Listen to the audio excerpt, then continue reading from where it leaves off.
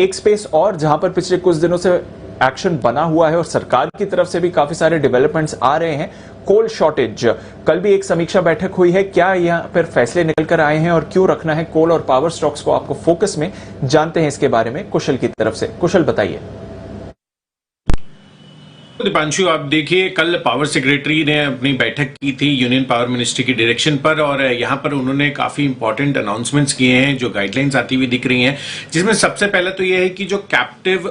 Coal mine कंपनियों के को लक्ष्य का करीब 85% से ज्यादा कोल उत्पादन करने के लिए एक हफ्ते का समय दिया गया है। देश में देख ही रहे हैं हम कि कोल की शॉर्टेज जो है किस कदर बढ़ रही है, और उसका कहीं ना कहीं इम्पैक्ट जो है पावर की जो कीमतें हैं जिसका इस्तेमाल जो है आपको अब बढ़ता हुआ दिख रहा है, जिस तरह से अनलॉकिंग होती हुई दिख रही है अक्रॉस इंडस्ट्रीज। तो आदेश का पालन नहीं करने पर राज्य और साथ ही जो जनरेशन कंपनियां हैं उनकी सप्लाई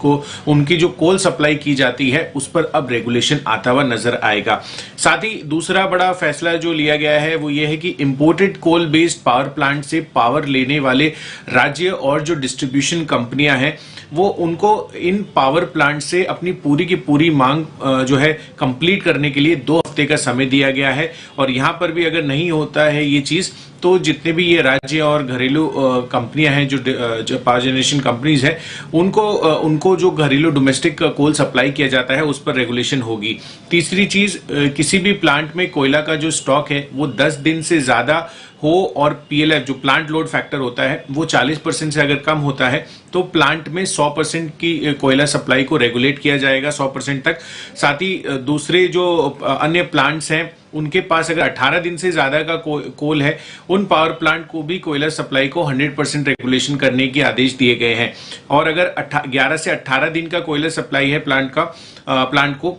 तो और passenger load factor, plant load factor जो है वो 40% से ज्यादा है, तो वहां पर 50% ये ब्रैकेट रखा गया है। तो ये 3 इंपॉर्टेंट अनाउंसमेंट्स पावर सेक्रेटरी के बयान में आती हुई नजर आई है। और हम लार्जली देख ही रहे हैं कि काफी सारी जो कोयला उत्पादक कंपनियां हैं, चाहे आप कोल इंडिया लीजिए या जीएमडीसी, एनएलसी इंडिया, ये लगातार फोकस में बनी हुई है, क्योंकि देश में जिस तरह से कोयला की शॉर्टेज हो रही है उससे इनके लिए जो ई ऑक्शन होते हैं जब, तो यहां पर इनकी काफी अच्छी रियलाइजेशन हो सकती है। साथ ही जो पावर कंपनियां हैं, आपने देखा है कि